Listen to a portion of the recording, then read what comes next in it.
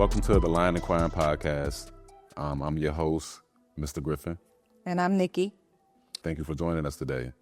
So today we're going to be talking about mental health, about the aspects of mental health, the trauma, the healing factor, and how it affects our community. So Miss Nikki, what does the mental health look like to you? Like I hear that so much, everybody is different, but what does it look like to you? I mean, as a matter of fact, what is the misconceptions of what the mental health looks like? Oh man, I think of it as like a car. Okay. Like if you're only focused on how pretty your car looks on the outside, if it's shiny, if it's clean, and you're not paying attention to the dashboard being lit up like a Christmas tree, right? Right. So you're not focused on what's going on underneath the hood. So I think that most people, they're worried more so about how their physical appearance looks to the outside world and not how things are going on the inside. So I feel like the dashboard of the car represents your insides. So like if you're depressed, or if you are having a hard time at work, or you're isolating yourself from your friends or your family, or even if you have stomach issues all the time, or your skin is bad, stuff is going on inside. Multiple physical ailments without obvious causes, such as headaches, stomach aches, vague and ongoing aches and pains. Yeah, I really feel like a lot of people don't look at the warning signs. They ignore them because they're so normalized. And I love how you use that as an analogy, because I know females are famous for that. A lot of females, they have a nice car, but inside of it look like who the hell done it and why. Yes. You know what I'm saying? So, but I love that concept that you brought into play, because again, a lot of people don't know that when it comes down to mental health, again, there are a lot of people out here that are undiagnosed, and they think that there's nothing wrong with them,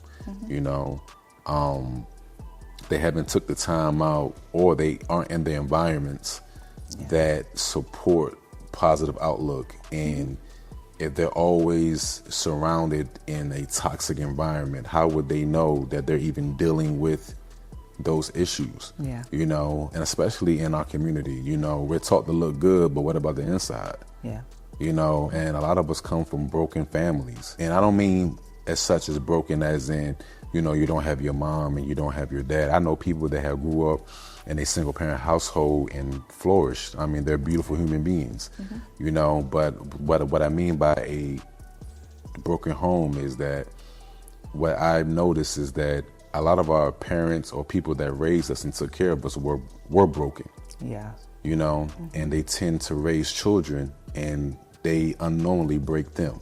I saw a post the other day about a young lady saying something about the form of, parenting, how a child is being parented and their normal Tuesday caused them to go into therapy, meaning that how you parent your children, it may be a regular day to you, but to them that was traumatizing. I say this all the time, your mom may have fed and clothed you, but she probably talked to you. She probably killed your self-esteem. She probably didn't support you, didn't validate you, and then what tends to happen is we grow up. These children become adults. And either we repeat the same cycle or we break that cycle. But what I'm seeing is that more people are repeating that cycle than breaking it, because that's their normal, And I noticed that as well, that how you treat your children is potentially how they expect to get treated in the real world when they become adults. So like if you're seeking attention, or if you didn't get enough attention, or if your self-esteem is low. That's a big one. Yes. You didn't get enough praise growing up. So now when you're an adult, you're doing anything to get that praise, anything to get that attention, or you allow yourself to be walked over. Yes. As an adult. Or any little piece of attention you get, whether it's negative or positive, especially negative, you'll gravitate to that. So that means that you could hold on to a person, a place, or a thing, even if it's negative, but you'll still gravitate to it because it's some type of attention. Yeah, because I never understood why, and I think we all fell victim to it, the way we had no business being in places, dealing with people, giving energy longer than their expiration date. Yeah. I feel like a lot of us treated situations and people like expired food. You know how you got that that cereal in there that ain't never been opened, but it says it's about a month outside, but you like, you know what? It's still good. It's good. It's still It'll be good. all right. It'll be all right. You know what I'm saying? Yep. Like, I feel like we do that as people. Like, we do that with people and Yes, with we a do. situation. How many times have we all stayed at a job longer than we were supposed to? Yes. Or kept friends longer than we were supposed to. And truth be told, they were never our friends. They were just leeches. Or, matter of fact, and I don't mean to be everywhere, but this quote just came to mind. We would be useful to a lot of the wrong people. Yes. Or if they feel as though we're less than them, we make them feel better about themselves. Yep. So they'll keep us around. Yeah, keep it, And then the moment you begin to elevate, or just not even elevate, you have some improvement in your life. Yeah. It don't even got to be nothing major, but just some form of improvement. You got a better job, you got a better house, you got a better car. You got an opportunity, and one thing I notice about people, and I'm pretty sure you had this situation happen to you as well, there will be somebody who has literally more than you and will still be jealous of you. Oh, yeah. Will still, and you don't understand how. And what I'm starting to realize is that, going back to people being undiagnosed, I'm really starting to feel as though I even start to sympathize with the people that aren't for you. Yeah. Because a lot of people, due to their mental status or due to their upbringing and how they was brought up, there's something in them that's making them that way. Yeah. And you know what, too? Some people may not even know how to be a good friend or a true friend. Or a good partner. Some people don't know because they never experienced that. They didn't see it when they were a child. So they may not know that they're not being a good person or showing those qualities that would make them attractive to want to be in a relationship with. Extreme mood changes, including uncontrollable highs or feelings of euphoria. Yeah. And that's very unfortunate. Yeah. I feel like a lot of people be really passing by some good people, passing by some people that will go to the ends of the earth for them, or people that they can learn from, because of some form of jealousy or, and what I'm starting to learn too is, we're all human beings and we all are dealing with our issues, even with the people that aren't really for us. Yeah. I learned that a lot of people are dealing with trauma. Yeah. And literally have no clue that they're surviving it every day. Yeah. That they're waking up, the old saying, like, it's this thing I keep hearing, like, you woke up and chose violence. Like, that's how it really be for some people. Yeah. Because that's their normal, and it's very unfortunate. And and I tell all of my viewers now, please, if you know somebody like this, please get them checked out. Like, get them some help, or just advise them. Don't be a fixer. Just lead them in the right direction and hopefully get that help that they may need. I think that's so important, and also talking about the mental health piece. I remember when I was in my abusive relationship, I remember every day having heart palpitations. Wow. Every day having heart palpitations. And I didn't know what anxiety was until I was actually strong enough to leave that relationship. But once I did leave, I could name a list of things that I was going through that were mental health related that I didn't know because I was so used to dealing with that for 13 years. So me putting my mental health first was the first step in my healing. Wow. And I'm really proud of myself for doing that. And you should be. You know, that's very hard to overcome. And it's funny, and you made a great point on that. I didn't know what anxiety was until I got older, until I actually got more acclimated into my profession and learning and studying. And I'm saying, wow, that feeling felt familiar. I felt it as a child, but didn't know what it was. You know, when your heart races, when you get that breathing in your voice, or when you are trying to catch up with your breaths and you're not even running, you know, you know, the overthinking, and you're going to the worst case scenarios. I didn't know that all that was anxiety. I just thought that maybe I'm just being me. Maybe I'm just being a person and just, then I started to realize, like, wow, and that's a prime example of undiagnosed. Like, I had anxiety and had no clue, And also, too, being able to learn and apply effective coping strategies when you are going through anxiety or depression. Some people don't even know that there are breathing mechanisms that you could use to help you become calmer once you're elevated.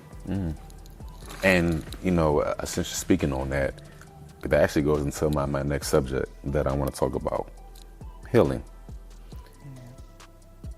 How did you heal? Oh, it was really hard leaving that relationship. And we don't exactly have to talk about that relationship if you don't want to. We can actually talk about, basically, the healing part, I needed help. So my healing journey was me reaching out to an organization that What's the name of that organization? Transitions Family Violence Services. Okay. That organization helped educate me on what domestic violence was, and it even encouraged me to want to volunteer my time to help other people that are suffering to get through their domestic violence situation. So I feel as though therapy, community resources, and actually, really wanting to learn and really wanting to heal was what really helped me to move forward, building my self-esteem back, because my self-esteem was very low at that time. So being around a group of people who could understand what I was going through was helpful, because they were further ahead in their healing journey. So it gave me hope. Like, wow, like I can get there too. I can be mentally well one day, like they were. And it was so encouraging. And to this day, and now it's been about 12 years. Wow. Thank the Lord. Congratulations. Yes. But those people are now some of my dearest friends, and I'm thankful for that community of support. When you're dealing with certain traumas in your life, you feel like you're alone. Yeah. It could be anything.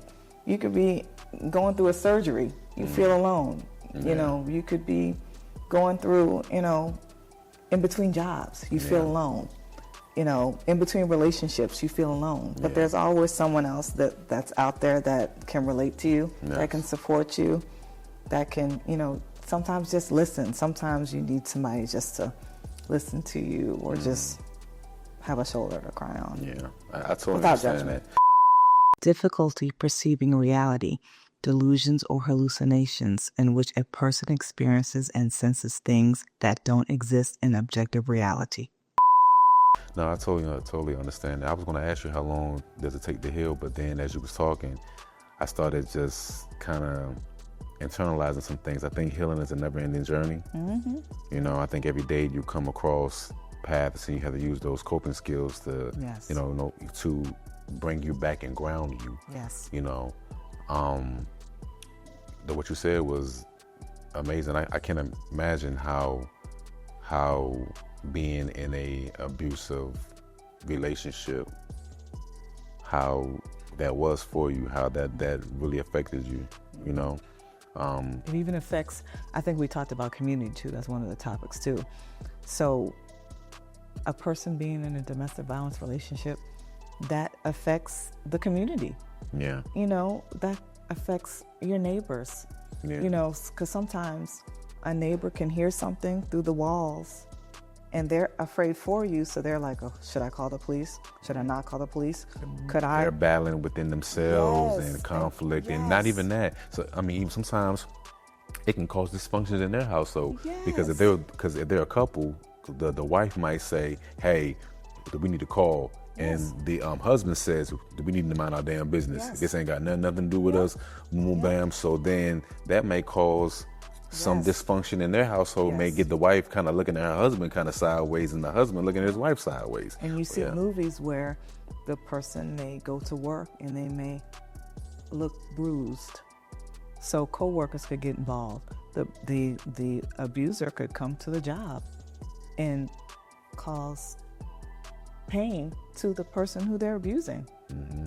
You don't know And what you don't know. what someone is capable of. Yeah. You don't know what triggers people. You do No, not know. you don't. No, you don't. And, you know, I've always said you never know what somebody's going to do in a moment of rage. Yes. Like, I know a lot of, I'm not going to say I know a lot. I'm going to say we all know people out there that are soft. And you understand what I mean by soft. You know, they quick to hit a woman but won't hit no dude or won't hit no man back, you know?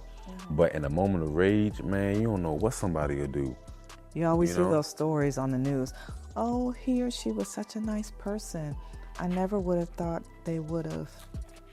Yeah. And boom, there you go. They on the back of a milk carton.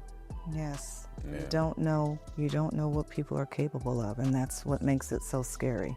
Yeah. It's very scary out here.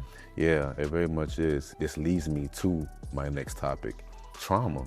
I think a lot of us don't really understand how impactful trauma is, and I don't mean in a good way either. I mean in a very hurtful, unsustained, I don't know if that's the right word I want to use, but how impactful that it can be to us and in our communities.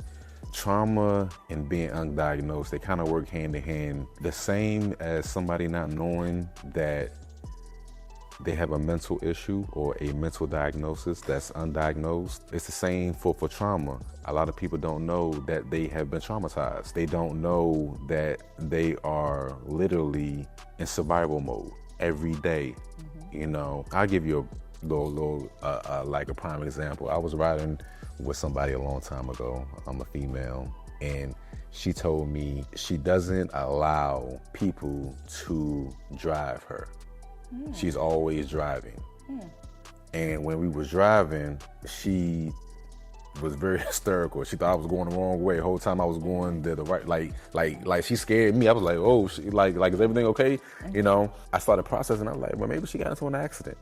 Yeah. And now she doesn't trust people with her life when it comes behind the wheel. That's a prime example of people not even realizing that they're going through something. Mm-hmm. You know, I'll give you an example just to get, personal. I have a food fetish. Anybody who knows me, I'm a foodie. I will eat all day. Not all day, but I love food. Like, I love to, explore, eat new foods, try new things. But the reason why that is because when I was younger, food was a means to control me or control the group of kids or children that I was raised with. I never noticed it back then, but as I got older, I was realizing that there were certain things like for example, I would not, like if I eat, pizza, I would not eat the bread crusts. There's a story behind that, but I'll go into that later. I eat fast. I was raised in an environment where there were a lot of us, so we had to eat and go. I never really got the time to actually sit down and enjoy my food and not feel like I was being rushed.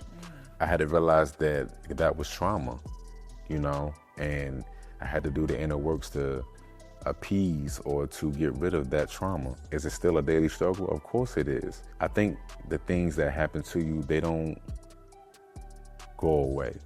Yeah. You just find better ways. It's like a scar. Mm-hmm. Over time, it'll start to blend in with your skin, but it's still there. It never goes away. It never goes away. You just know how to deal with it better, and you just know how to deal with it better. Like you know how to live with it. Yeah, you know what I'm saying? Pretty much. You know how to deal with it, avoiding friends and social activities, difficulties understanding or relating to other people. I don't think a lot of people realize that they are in survival mode. And a part of a lot of our traumas, I think at sometimes, that we lack accountability. Because sometimes a lot of our traumas, we honestly put ourselves in. And I know that may sound kind of harsh coming from a victim standpoint, because from my understanding, when it comes to domestic violence, it takes a person to average of 7 times to leave. Yes. 7 real times, not just 7 times being mad and storming the door and coming to about 7 real times leaving. Yes. When I heard those statistics, man, I was like, wow. And some people don't even make it to the 7th time. Mm-hmm. That's the time. I mean, that's not the time, but that's the, like people are literally losing their lives out here. Yeah. And just to be clear to my viewers, the domestic violence is not a one-sex thing. Men get beat on too. Yes, there's a man right now that's 6'5", 300 pounds, getting beat on by a woman that is 5'2" and 150, and got him scared for his life. There are even cases where a man that is of that size lost his life. Mm-hmm. So just to kind of narrow down to those statistics. And also, too, it's important to note that domestic violence is not just physical abuse. Domestic violence is emotional, psychological. There's even religious abuse, financial abuse. There's literally abuse in every category that you can literally think of. Anything that's used to put the opposition into a superior position or to have control over somebody else, it's a form of abuse. Yeah. It's a form of abuse. It's even work abuse. Mm-hmm. A lot of people don't even know that. It's even work abuse, to where you can go to work and your boss is literally abusing you because you need a paycheck. Yeah. You may not have the qualifications to make that kind of money, or if you leave there, that you can't make that money anywhere else, and they know that. And then you feel trapped. Which could be one of the reasons why you stay in that job where you're unhappy and miserable and mentally scarred. Yeah. Yeah. But yet you need it. Yeah. Which goes into some relationships where if one party isn't working, then they feel like they can't leave because the other party is taking care of them financially. Mm-hmm.